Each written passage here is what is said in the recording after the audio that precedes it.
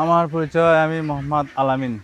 খামারের পরিকল্পনা ভাই, এটা আর কি শখ অনেক আগের থেকে, তো ওই জন্য মনে করেন যে শুরু করলাম, যে একটু শুরু করে দেখি কি অবস্থা হয়। এইটা ভাই আমার দুই জাতের হাঁস আছে, তো খাকি ক্যাম্বেল আছে 600 আর পিকিং স্টার আছে 400, এই মোটে 1000। মানে এটা শখের বশে করা আর কি। অনেক আগের থেকেই মনে করেন যে আশা যে একটা খামার করব, সেই হিসাবে মনে করেন যে খামারটাও পাইলাম। ওই জন্য মনে করেন যে শুরু করলাম, আল্লাহর রহমতে। আল্লাহ পাক এখন কত দূর কী করে দেখা যাক।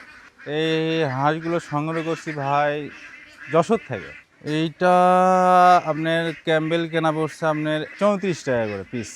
ভবিষ্যৎ পরিকল্পনা এখনো তো শুরু করছি, এখন দেখা যাক আল্লাহ পাক কত দূর কী করে, এটাই আর কি। আগে প্রথম অবস্থায় না, কোনো অভিজ্ঞতা নাই, অভিজ্ঞতা ছাড়াই নামে পড়ছি আল্লাহর রহমতে। এখানে দুই জাতের হাঁস আছে ভাই, খাকি ক্যাম্বেল আর পিকিং স্টার।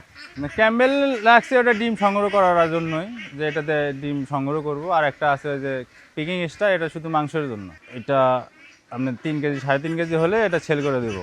খাওয়া দাওয়া, এদের খাওয়া দাওয়া মনে করেন আগে যাইতো, এখন মনে করেন যে একটু কমে আনছি, তো তা আপনার ধরেন যে 2 দিনে 3000 টাকা খাবার খায়। আর পিকিং স্টার মনে করেন 2 বস্তা খাবার খায় একদিনে। এইটা তো এরকমই মনে করেন, খোলামেলা ভালো সুন্দর জায়গা মনে করেন হলে ভালো হয়, অনেক বাতাস বুতাস থাকা।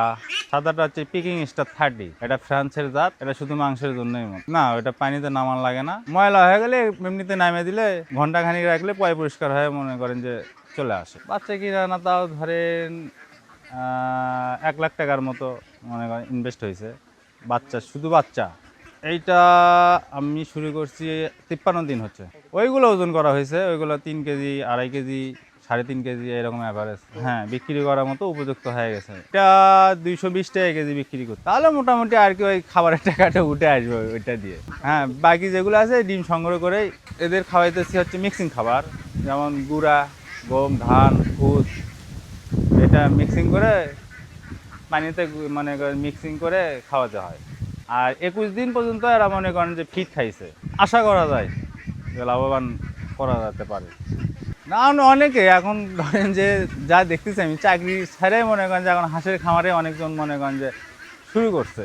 আর আশাবাদী যে অনেক লাভবান জিনিস এইটা। এটা শুরু করার ধারণা ভাই আগেও একটু আশা ছিল যে করব, তারপরে ওই ইউটিউবে যা মনে করেন যে একটু দেখে দেখে একটু মনে করেন ধারণা নিছি যে হ্যাঁ শুরু করা যায়। হ্যাঁ, ইউটিউবে অনেকখানি ধারণা আসার পরে তারপরে নিজে মনে করেন যে শুরু করছি, যে না দেখি কি হয় আল্লাহর রহমতে।